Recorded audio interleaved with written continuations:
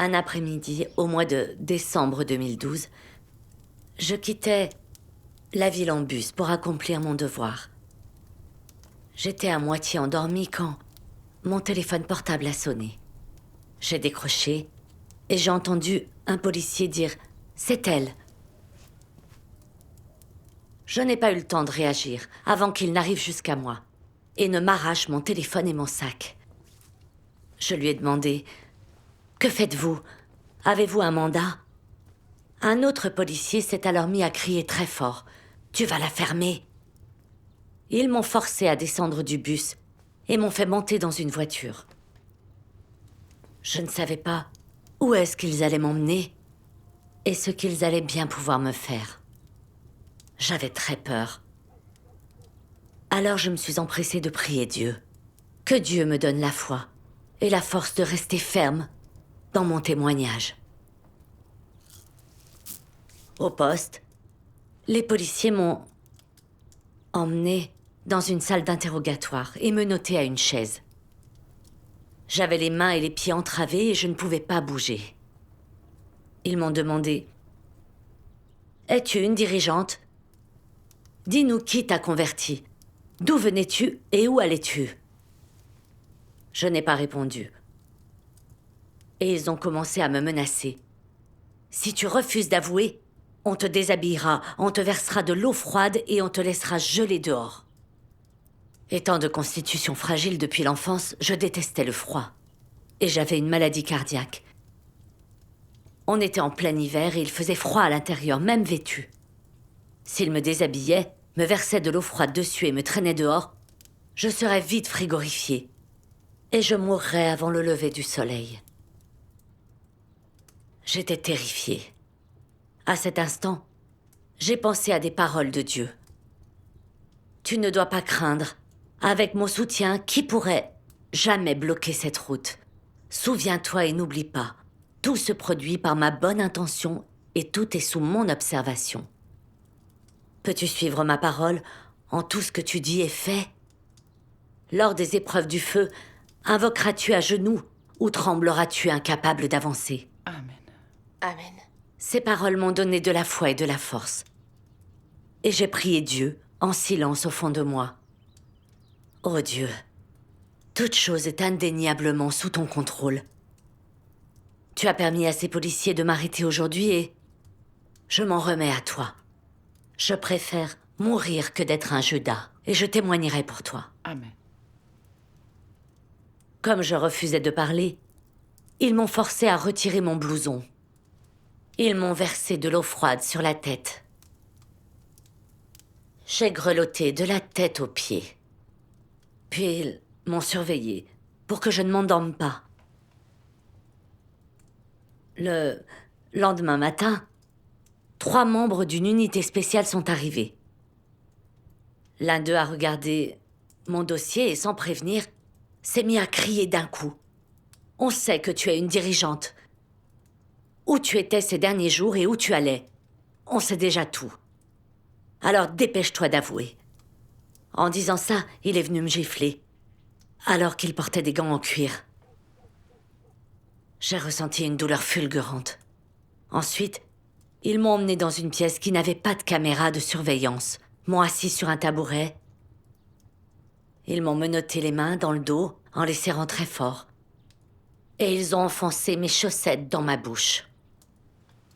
Ils ont ramassé des chaussons et s'en sont servis pour me frapper au visage. Après m'avoir frappé, ils ont retiré les chaussettes que j'avais dans la bouche et m'ont dit avec douceur « Que tu es têtu. Tu ne veux rien dire. Veux-tu plus de coups? Mais pourquoi souffrir comme ça? Tu crois qu'on te frapperait si on n'avait pas de preuves? Quel est ton devoir? Allez, crache le morceau et tu n'auras plus à souffrir. » Comprenant que je ne dirais rien, exaspérés, ils ont remis les chaussettes dans ma bouche. 2 d'entre eux se sont placés de chaque côté de moi et m'ont écarté les jambes en glissant leurs genoux entre les miens. Alors qu'un autre m'a tasé les parties intimes avec une matraque électrique. Quel sale démon. C'est vrai. La douleur a été intolérable. Et je me suis évanouie en très peu de temps. Quand je suis revenue à moi, quelqu'un me frappait au visage et criait très fort. « Arrête de faire la morte !» Voyant que j'avais repris conscience, ils ont recommencé à se servir de la matraque. Ils m'ont tasé, comme ça, de nombreuses fois. Jusqu'à ce que je m'évanouisse, puis ils me frappaient pour me ranimer. Il pourrait tuer des gens comme ça. Absolument. La dernière fois que j'ai repris conscience, j'étais couchée sur le dos, sur le sol en béton. Et un homme me marchait lourdement sur le visage. Mon visage était violemment écrasé contre le sol. Pendant que certains d'entre eux fumaient et mangeaient des graines de tournesol assis à une table. L'un d'eux, qui s'appelait Liu, m'a dit avec une coquille de graines à la main: « Je n'ai pas à me donner tant de mal. Il suffit que je glisse cette coquille sous tes ongles et tu en auras assez. » Avec un sourire, il a demandé à un autre: « As-tu déjà essayé ça? Enfonce-lui un cube de glace là en bas. Et ce sera terminé. » Ça marche à tous les coups. Ils ont tous éclaté de rire. En regardant cette bande de vauriens et de monstres, j'ai senti beaucoup de colère et de dégoût. Et là, Liu est venu me dire: « Si tu n'avoues pas, on te confiera à d'autres. Et ils ne seront pas aussi gentils que nous avec toi. Tu te retrouveras dans une petite pièce sombre, à l'intérieur de laquelle ils te suspendront et te battront très violemment. Ils te taperont à t'en dénuder. » Quel terrible démon. Vraiment. Ça m'a vraiment terrifiée, de les entendre parler de ces choses horribles. J'avais vu des choses semblables à la télévision. Jusqu'au point qu'ils aient envie de mourir. C'était ce qui m'arrivait. Ils me battaient et me torturaient alors que je leur avais dit que j'avais de très graves problèmes cardiaques. Ils se fichaient que je vive ou non. S'ils me torturaient vraiment comme ils l'annonçaient, pourrais-je en supporter autant? J'ai prié et appelé Dieu sans aucune relâche, pour lui demander d'être avec moi, pour qu'il m'aide à rester ferme, que je ne cède pas face aux tortures de Satan. Alors j'ai pensé aux paroles de Dieu qui disent: « Tu ne dois pas craindre. Le Dieu tout-puissant des armées sera sûrement avec toi. Il vous soutient et il est votre bouclier. » Amen. Grâce à ça, j'ai eu un peu moins peur, à l'idée que Dieu était mon bouclier. Dieu soit loué.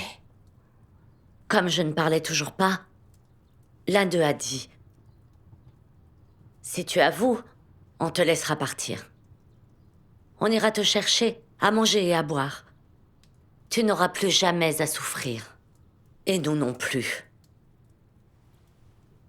Un policier qui semblait être leur chef a dit cruellement: « Si elle ne se décide pas à avouer, arrachez-lui les ongles des mains et des pieds, et puis les dents aussi. Faites-la souffrir. » Mon cœur s'est de nouveau serré quand j'ai entendu ça et je me suis empressée de prier. « Oh Dieu, tu m'as accordé la vie et elle se trouve entre tes mains. Je ne te demande pas de me sauver, mais juste de m'aider à ne pas trahir ni toi, ni mes frères et sœurs, sous la torture et les menaces, et de me permettre d'humilier Satan. » Amen. Je me suis sentie plus calme après ma prière. Quelles que soient leurs menaces et promesses, je n'ai pas dit un seul mot. Dieu soit loué. J'ai été torturée par les policiers 2 jours et 1 nuit. Mon corps entier était affaibli, et mon cœur battait à tout rompre. Ils ont compris que je ne dirais rien. Alors ils m'ont transférée dans un centre de détention. À cet endroit-là, Une policière m'a emmenée à l'intérieur d'une pièce, où elle m'a forcé à me déshabiller et à tourner 2 fois sur moi-même. En voyant des taches sur mes parties intimes, elle m'a demandé si j'avais une maladie. Je lui ai dit que j'avais ces marques parce que des policiers m'avaient tasé. Elle n'a rien dit. Ensuite, elle a dit au policier qui m'avait emmenée: « Elle a de gros bleus et des marques sur les parties intimes. Il est clair qu'on n'y est pour rien. Vous devriez déclarer que vous non plus, vous n'y êtes pour rien. » Les policiers mentent et falsifient les fessiers effrontément. Qu'ils sont maléfiques. C'est vrai. Cet échange entre eux m'a choquée. Il m'a outragée.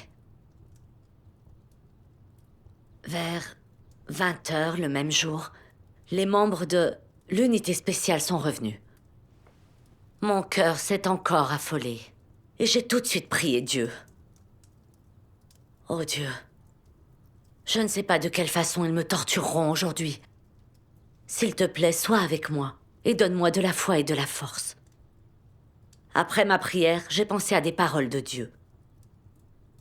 Lorsque les hommes sont prêts à sacrifier leur vie, tout devient insignifiant et personne ne peut l'emporter sur eux.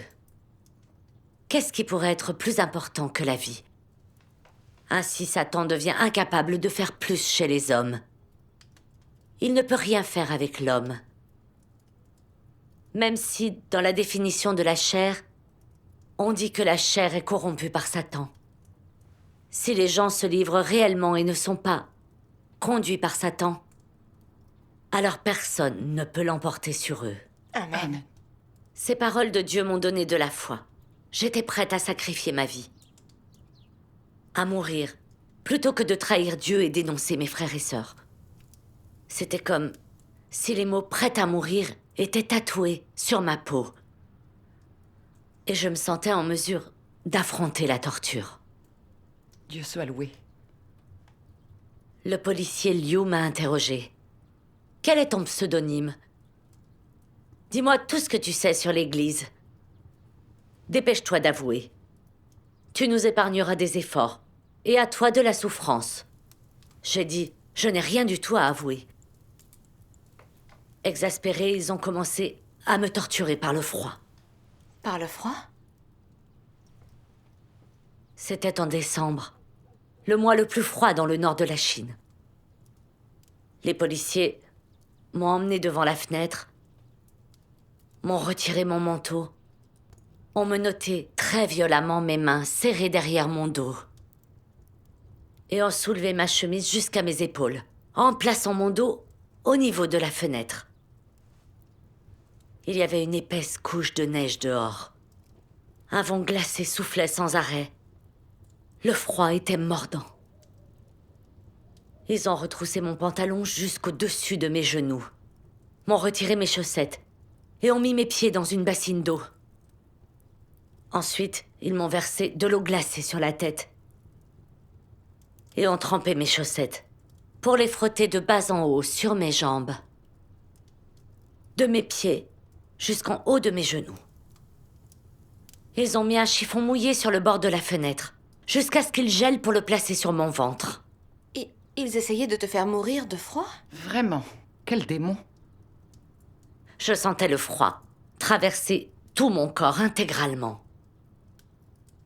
Et mon dos me faisait terriblement mal. Ils ont sorti une photo et m'ont demandé d'identifier la personne qui était dessus. Ils ont dit: « Vous travaillez toujours ensemble. Tu ne peux pas dire que tu ne le connais pas. » C'était frère Wang. On accomplissait toujours notre devoir ensemble. On s'était parlé au téléphone un jour ou deux avant mon arrestation. Il portait un gilet jaune sur la photo, alors j'ai su qu'il avait été arrêté lui aussi. J'ai pensé, les policiers savent déjà qu'on se connaît. Ils ne me croiront pas si je dis que je ne le connais pas. Que dois-je faire? J'ai prié et appelé Dieu sans aucune relâche. J'ai pensé aux paroles de Dieu qui disent: « N'aie pas peur de quoi que ce soit. Tu dois rester stable devant moi, libre de toute entrave, quelle que soit les difficultés et les dangers que tu rencontres, pour que ma volonté se fasse librement. Ceci est ton devoir. Amen. Ces paroles de Dieu m'ont donné de l'assurance. Quoi que les policiers sachent déjà sur notre église, je n'identifierai pas mon frère.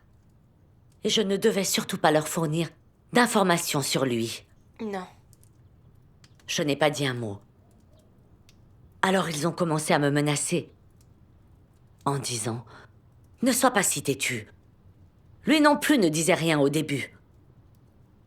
Quand on s'est servi de crochet en métal sur ses parties génitales, il ne l'a pas supporté et il s'est mis à parler. Ces démons n'éprouvent aucune honte. Ils sont capables de faire tant de mal. C'est vrai. Oui. Furieuse et écœurée, j'ai détourné le regard et je ne leur ai rien dit. Ils ont commencé à me gifler brutalement en portant des gants en cuir. Craignant qu'on ne m'accepte pas au centre de détention, à cause de mon visage enflé, ils le frottaient avec de l'eau froide et puis ils frappaient à nouveau. J'ai senti quelque chose dans ma bouche. Quand j'ai voulu recracher, je n'ai craché que du sang. Ils n'ont pas arrêté. Ils se reposaient un moment. Puis ils recommençaient à me frapper très fort. Ils m'ont frappé jusqu'à ce que je sois étourdie. J'avais toujours le dos contre la fenêtre ouverte. Et ils continuaient à le mouiller d'eau glacée. Mon corps tout entier était submergé par la douleur. Ils ont continué à me frapper, à me verser de l'eau froide sur la tête, à me frapper encore et me mouiller de nouveau. Ils m'ont torturé comme ça toute la nuit. J'ai fini par ne plus sentir mon corps. Alors que j'étais sur le point de m'évanouir, j'ai pensé, est-ce que je vais mourir? Puis j'ai vaguement senti quelqu'un m'ouvrir les paupières et me soulever d'un côté. Des gens autour de moi ont fait quelque chose. Et ensuite, j'ai perdu connaissance. Je ne sais pas combien de temps s'est écoulé quand j'ai entendu quelqu'un dire « Tout va bien, elle ne mourra pas ». J'ai ouvert péniblement les yeux et j'ai vu qu'il me frottait les mains et les pieds. J'ai retrouvé progressivement mes sensations. Il faisait jour et d'autres personnes me surveillaient pour m'empêcher de dormir. Alors, quelqu'un est arrivé de la pièce voisine et m'a prise en photo avant de repartir. Et puis, j'ai entendu quelqu'un crier dans la pièce d'à côté. « Qui est cette personne ?» Je n'ai pas entendu de réponse. Mais j'ai entendu des bruits de coups juste après. J'ai entendu une sœur crier de douleur sous les coups. J'ai eu l'impression de recevoir un coup de poignard dans le cœur.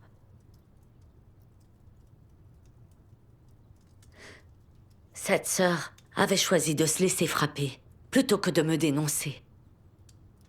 Je me suis sentie très coupable. J'aurais préféré qu'on vienne me frapper et qu'on la laisse partir. Mais je ne pouvais que prier en silence pour elle et demander à Dieu de la protéger et de lui donner la foi. Ils l'ont torturée comme ça toute la journée sans répit. Le soir, les policiers sont revenus. L'un d'eux a essayé de me persuader. Tu ne te soucies peut-être pas de toi, mais tu pourrais au moins penser à eux. Si tu avoues que tu es une dirigeante, on ne condamnera que toi. Ceux-là ne sont pas importants. On les relâchera. Par contre, si tu n'avoues pas, on ordonnera à la quarantaine de personnes qu'on détient de t'identifier. Ceux qui refuseront se feront tabasser comme ta voisine d'à côté. Quand j'ai entendu ça, je me suis souvenu des cris déchirants de la sœur d'à côté un peu plus tôt. Il y avait aussi des frères et sœurs qu'il m'avait montrés sur des photos sur ordinateur, dont 2 sœurs de 60 ans qui étaient en très mauvaise santé. J'ai alors pensé, je devrais avouer et les laisser ne condamner que moi, pour que ses frères et sœurs n'aient pas à souffrir. Quand j'ai admis que j'étais une dirigeante d'église, le policier m'a tout de suite retiré mes menottes. Il m'a donné de l'eau et m'a demandé avec insistance. Alors qui est l'autre dirigeant? Puisque tu es une dirigeante, tu dois savoir où se trouve l'argent de l'église, non? Je l'ai regardé en colère et j'ai pensé que l'argent de l'église était une offrande que les élus faisaient à Dieu. L'argent de l'église n'avait rien à voir avec ces démons. Qu'ils veuillent s'emparer de cet argent était immoral et maléfique. Oui, oui. Comme je ne répondais pas, ils ont continué à m'interroger. Et ce presque jusqu'à l'aube. Mais ils n'ont rien tiré de moi. Et m'ont renvoyé au centre de détention. Une fois là-bas, je n'ai pas pu trouver le sommeil. J'ai pensé à leur stratagème démoniaque. Ils n'allaient pas relâcher les autres frères et sœurs pour ne condamner que moi. J'avais été stupide de me laisser berner. Aussi, en reconnaissant mon poste, j'avais mis en danger les frères et sœurs à qui j'avais parlé au téléphone. Je me suis vraiment profondément haïe. Voyant à quel point les policiers s'étaient montrés fourbes, j'ai compris que je devais davantage m'en remettre à Dieu. Sinon, je risquais de tomber dans d'autres pièges de Satan. C'est vrai. Le soir du 24, les policiers ont fait venir le plus jeune de mes frères. Je sentis que j'étais proche de la panique. Alors j'ai commencé à prier Dieu sans relâche. Oh Dieu, les policiers n'ont certainement pas de bonnes intentions s'ils font venir ma famille. Il s'agit certainement d'une ruse. Ils veulent m'inciter à te trahir. Oh Dieu, je sais que je n'y arriverai pas si tu ne m'aides pas. Puisses-tu veiller sur moi, me guider pour que je surmonte les tentations de Satan. Je me suis sentie bien plus calme après. Quand mon frère m'a vue, il a pleuré et dit « Cette situation est ingérable. » J'ai parlé à plusieurs avocats, ils ont tous dit qu'ils ne pouvaient pas t'aider. Le bureau de la sécurité publique m'a dit que tu serais condamné à au moins 3 ans. Dis-leur ce que tu sais et finissons-en. Je n'ai pas répondu. Plus tard, mon frère m'a dit que les policiers avaient fouillé ma maison, mais qu'ils n'avaient rien trouvé. Il y avait des livres des paroles de Dieu chez moi. Le fait que les policiers ne les aient pas trouvés était dû à la protection de Dieu. Dieu soit loué. Mon frère a essayé de me convaincre. Mais quand les policiers ont vu que je ne disais rien et que je ne pleurais pas, ils m'ont alors menacé. Si tu n'avoues pas, tu iras en prison. Et ton neveu ne pourra jamais entrer dans l'armée. Tu fais du mal à ta famille et à toi-même. Il faut que tu penses aux autres aussi. Je savais qu'ils se servaient de mes émotions pour m'attirer dans un piège. Puisque je n'avais pas d'enfant, ils se servaient de mon neveu pour me menacer. J'ai pensé, ce qui arrivera à mon neveu quand il sera grand se trouve entre les mains de Dieu, pas entre les vôtres. C'est vrai. Vous voulez que je vous livre l'argent de l'église? Jamais. J'ai continué à garder le silence. Dieu soit loué. Oui. Durant l'interrogatoire suivant, les membres de l'unité spéciale m'ont montré une vidéo de leur directeur adjoint avec l'une des sœurs qui hébergeait. J'ai été vraiment choquée. Comment l'avait-il trouvé? Comment avait-il donc fait? Ils m'ont demandé « Tiens, tu as l'air surprise. Tu la connais, celle-là » J'ai répondu que non. Ils se sont énervés et ils ont dit « Tu la connais pas? Alors comment se fait-il qu'elle t'ait reconnue sur une photo ?» Je me suis demandé si elle m'avait vraiment dénoncé et aussi ce que je devais faire. Subitement, je me suis souvenue et me suis rappelé ces paroles de Dieu. Mon peuple devrait toujours être sur ses gardes contre les ruses de Satan, surveillant pour moi la porte de ma maison, afin d'éviter de tomber dans le piège de Satan, auquel cas il serait trop tard pour les regrets. Ces paroles m'ont aidé à comprendre que c'était une ruse de Satan. Que la sœur qui hébergeait m'ait trahi ou non, je ne devais pas la dénoncer. L'identifier ferait de moi un Judas et serait une vraie trahison devant Dieu. Oui, J'ai dit avec assurance, je ne la connais pas, non. Dieu soit loué. Exaspéré, le policier a dit, je vais être honnête avec toi. Il n'est pas dans ton intérêt de garder le silence. Sache qu'on t'a déjà mis ce qu'on sait sur le dos. On dira que c'est toi qui as dénoncé les autres. Même si tu es relâché, ton église ne voudra plus jamais de toi. Que c'est méprisable. Oui. Cela m'a un peu inquiétée. S'il le faisait réellement, l'église penserait-elle que j'étais un Judas et me rejetterait-elle? Mais alors j'ai pensé que Dieu voyait dans le cœur des gens. Il saurait si j'avais dénoncé les autres ou non. Je crois que Dieu est juste et qu'il sait vraiment tout. C'est vrai. J'ai maintenu ne pas la connaître.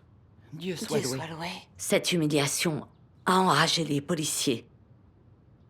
Ils m'ont entraîné jusqu'à la fenêtre, m'ont retiré mon manteau, ont ouvert ma chemise, retroussé mon pantalon et m'ont encore versé de l'eau froide dessus. Jusqu'au matin du deuxième jour, j'ai perdu presque toute sensation dans les mains et les pieds. Mes pieds avaient tant enflé que je ne pouvais même plus mettre mes chaussons.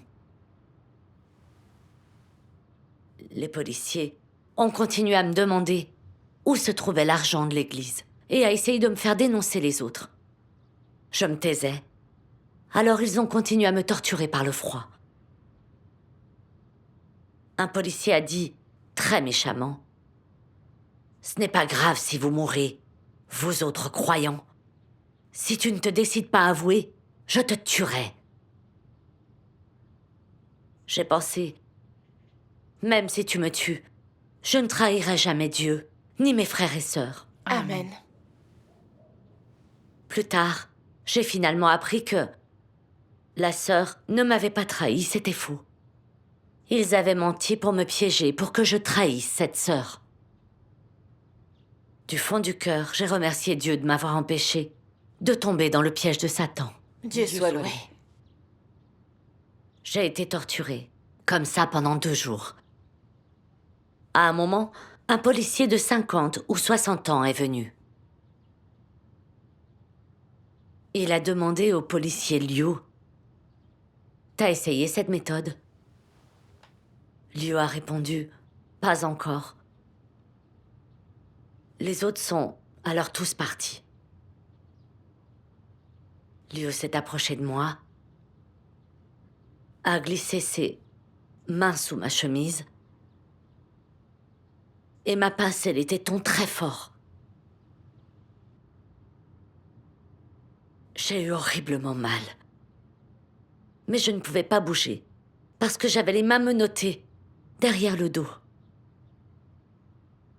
Alors j'ai dû subir cet outrage. Quel monstre satanique. C'est vraiment maléfique. À ce moment-là, j'étais furieuse. Et j'ai pensé, plus tu seras impudent et cruel, mieux je verrai le mal en toi. Quelle que soit la manière dont tu me tortures et celle dont tu m'humilies, je ne trahirai pas Dieu. Amen. Déterminée, j'ai serré les dents et tourné la tête sur le côté.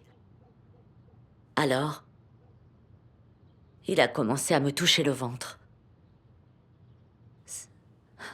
Ça a duré sans doute 20 minutes. Il ne m'a lâché que quand les policiers qui m'interrogeaient sont revenus.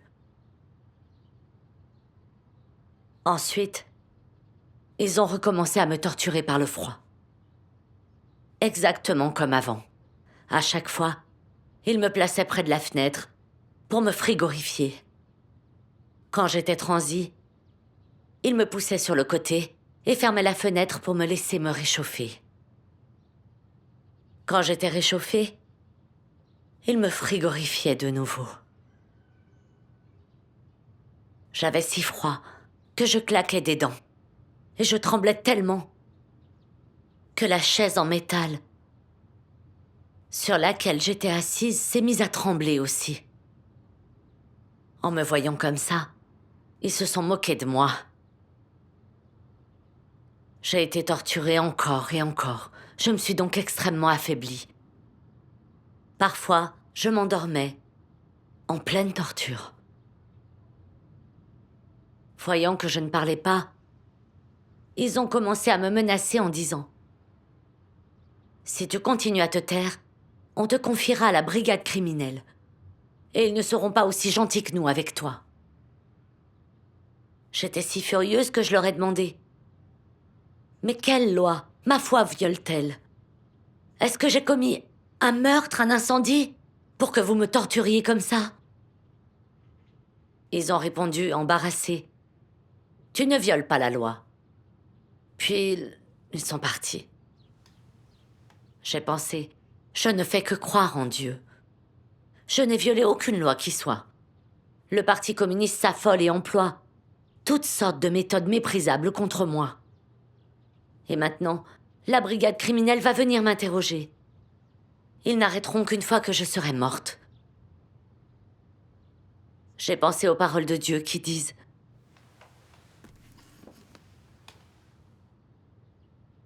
Pendant des milliers d'années, ce pays a été une terre d'ordures. Il est insupportablement sale, la misère abonde. Les fantômes pullulent partout, trompant et portant des accusations sans fondement, étant cruels et vicieux. Piétinant cette ville fantôme et la laissant joncher de cadavres. L'odeur de la pourriture imprègne l'air et couvre le pays qui est fortement gardé. Qui peut voir le monde au-delà des cieux? Ancêtres des anciens, leaders bien-aimés, ils s'opposent tous à Dieu. Leur ingérence a tout laissé sous le ciel dans un état de ténèbres et de chaos. La liberté de religion, les droits et intérêts légitimes des citoyens, tout cela n'est qu'une ruse pour camoufler le péché. Amen. Le Parti communiste affirme au monde qu'il garantit la liberté de croyance et que ses citoyens ont des libertés. Mais en réalité, il ne permet pas aux gens de croire en Dieu. Il emploie toutes sortes de méthodes brutales pour persécuter ses élus. Il veut détruire l'œuvre de Dieu des derniers jours. J'ai vu que le parti était un démon qui résistait à Dieu et faisait du mal. C'est vrai. Plus il m'a persécuté, plus je l'ai rejeté et y ai renoncé. J'ai de nouveau prié Dieu, afin de remettre ma vie et ma mort entre ses mains. Quelle que soit la brigade à laquelle je serais confiée, c'était Dieu qui m'avait donné mon souffle de vie. Alors j'étais prête à lui confier ma vie et à me soumettre à tous ses arrangements. Amen. Dieu soit loué. Pendant les interrogatoires suivants, quelles que soient les tortures qu'il me fasse, comme je priais Dieu et m'en remettais à lui, je n'ai pas ouvert la bouche. Et là, j'ai vu qu'il m'interrogeait avec de moins en moins d'énergie, tandis que ma foi en Dieu grandissait. Dieu soit loué. Ils ont employé toutes sortes de ruses et de méthodes plus cruelles les unes que les autres, pour me torturer pendant une durée d'environ 26 jours. Une autre détenue qui était là m'a dit « J'ai vendu de la drogue et j'ai juste été battue pendant une nuit. Ils vous tabassent comme des fous, vous autres qui êtes croyants. » Plus tard, ils ont compris qu'ils ne me soutireraient aucune information sur l'Église. Comme mon frère a payé 20 000 yuans pour tirer quelques ficelles, ils m'ont libéré sous caution dans l'attente du procès. Quand ils m'ont relâché, j'étais émaciée et j'avais des rhumatismes à cause de la torture par le froid. Mes articulations me faisaient souffrir et je ne pouvais pas bouger le cou. La cruauté du Parti communiste a profondément marqué mon corps et mon esprit. Pendant cette période, même si j'ai beaucoup souffert, j'ai vraiment senti que Dieu était toujours à mes côtés et qu'il me protégeait. Se servant de ses paroles pour me guider et me donner de la force, afin que je surmonte la cruauté du diable. Je suis pleine de gratitude et de louange envers Dieu. Et j'ai la foi pour suivre Dieu toute ma vie, me dépenser pour lui et lui rendre son amour. Dieu soit Dieu loué. soit loué. Maintenant, nous avons la foi, Dieu nous soit aussi. loué.